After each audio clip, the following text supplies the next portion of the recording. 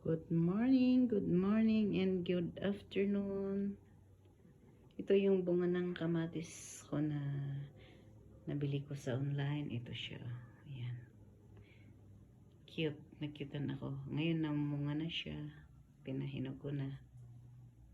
Sinira lang ng malakas na hangin yung puno niya. Kaya medyo huminto yung pagbunga niya. Ito naman si Balyong yung. Ayan. Pinulot ko yung puno niya dyan sa daan, tapos itinanim ko. Ayan sila, marami pang bunga sa taas. Ayan, yan ang nakikyutan ako sa kamatis na to. Kaya yan ang nabili ko sa online at ngayon ay namulaklak na. Ito ang kasama ng mga balyong yung pahinog na. Nakuha ko, napitas ko na doon sa halaman ko, doon sa rooftop garden. Ayan.